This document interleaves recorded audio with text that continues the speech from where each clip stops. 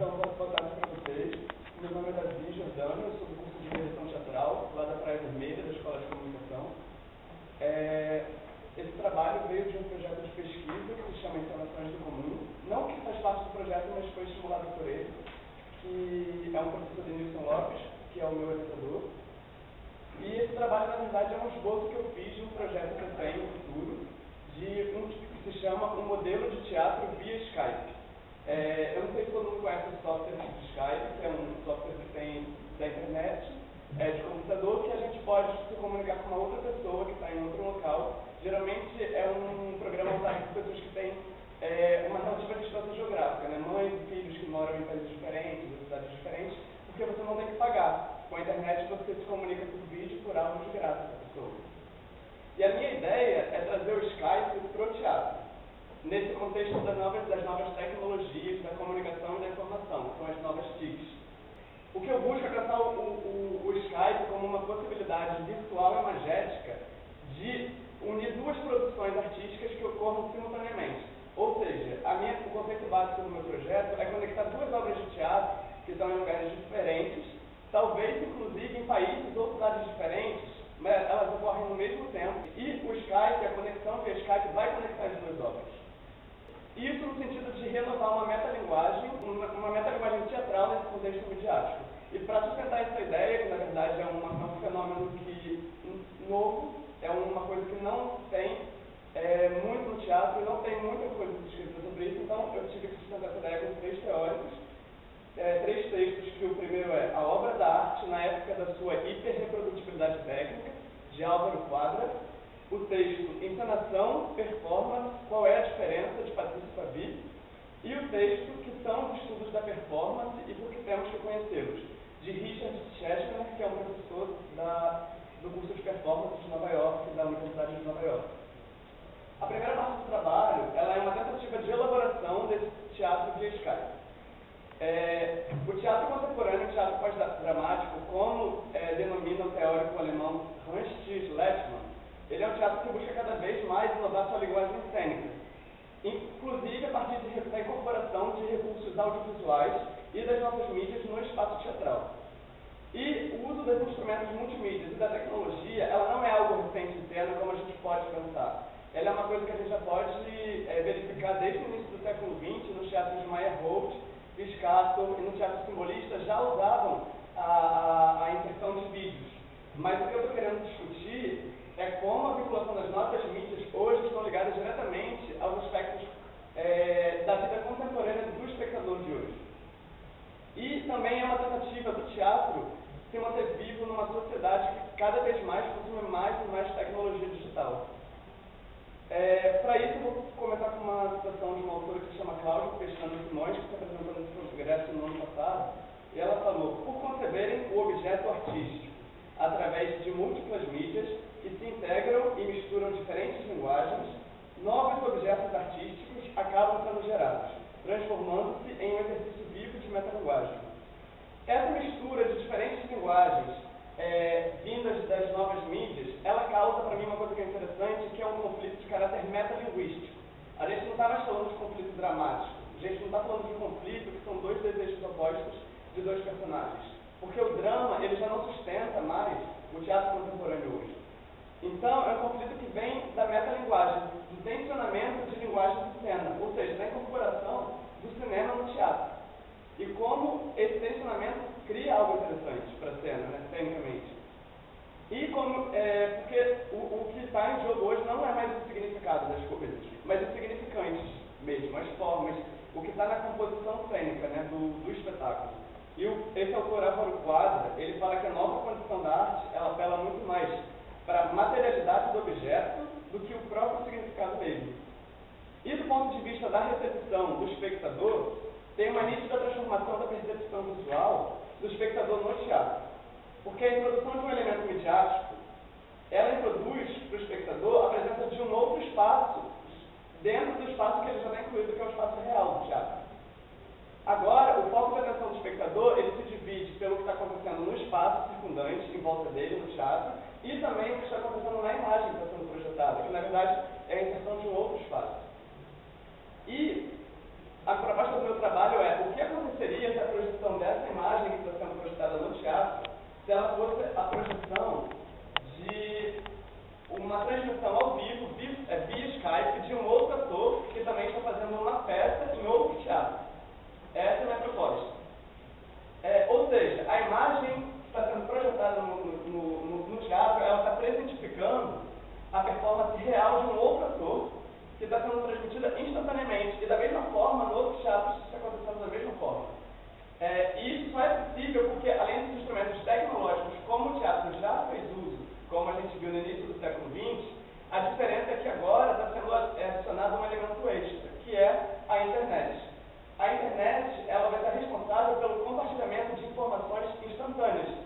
informações vão ser essas? A imagem do ator e a voz dele.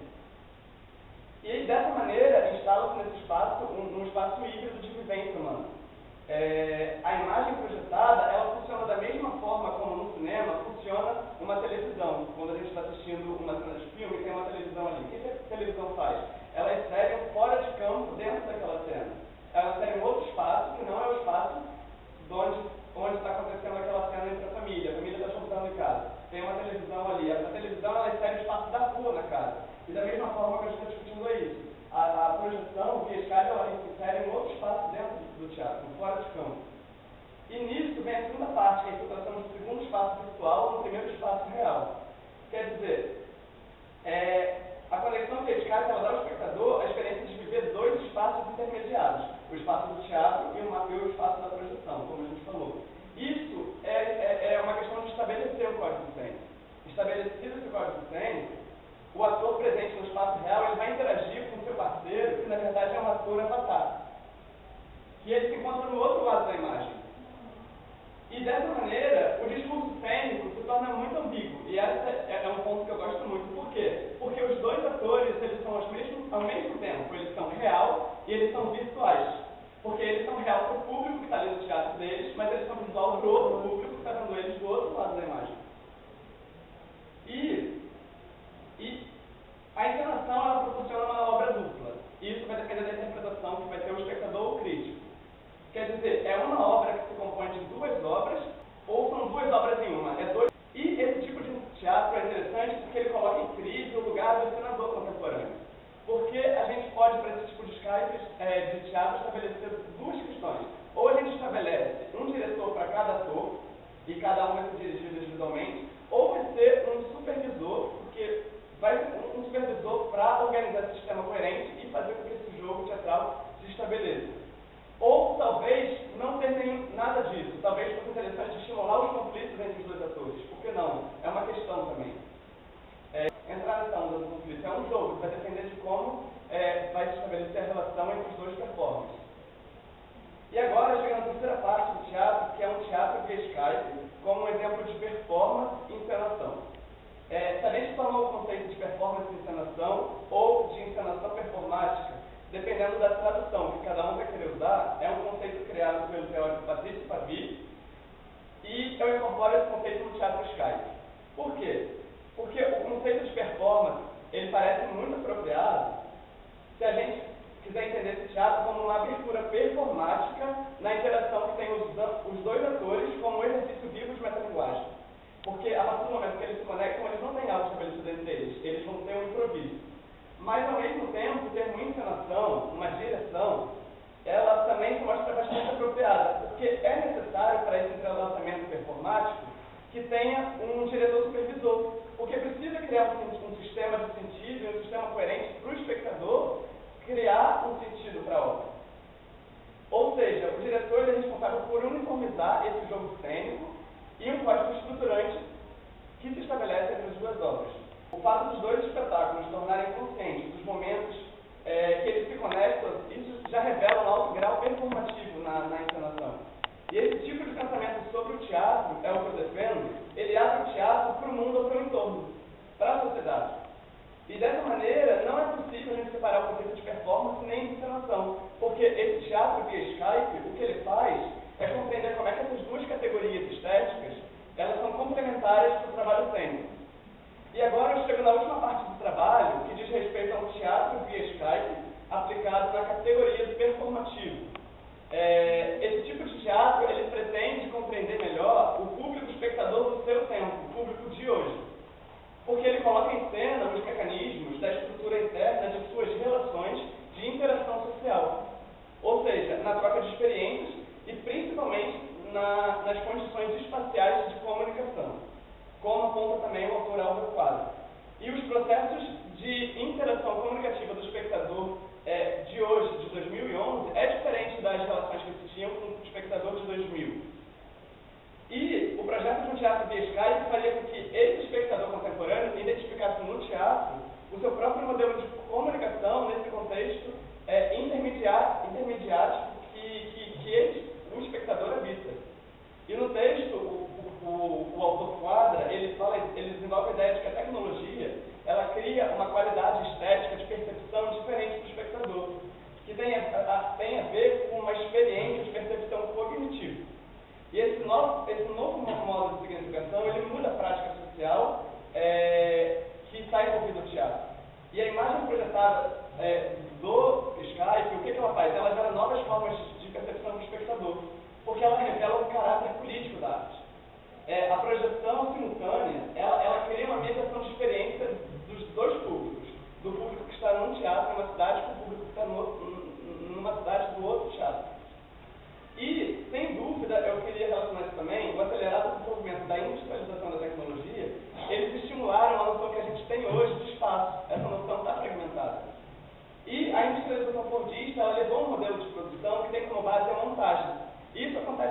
forma no cinema. O desenvolvimento tecnológico do cinema, ele teve muito que ver com esse início de produção fordista. Porque o cinema ele tem como base a duração do seu plano e a sequência entre os planos. E o que eu quero trazer para isso é que, nesse teatro via Skype, a imagem que ela é projetada, ela, na verdade, é a produção de um efeito de realidade. Ela não é a realidade mesmo. Nesse contexto das novas mídias, não se trata de uma reprodução de um ator ou de um outro espaço, mas sim da produção de um ator ou de um outro espaço. Não é um ator reproduzido, é um ator produzido. É uma outra leitura que a gente está fazendo hoje. E não importa se aquela imagem é real ou não, não importa se ela é uma reprodução mimética de mímesis da realidade. Importa como é que essa imagem pode significar por ela mesma, de forma autônoma.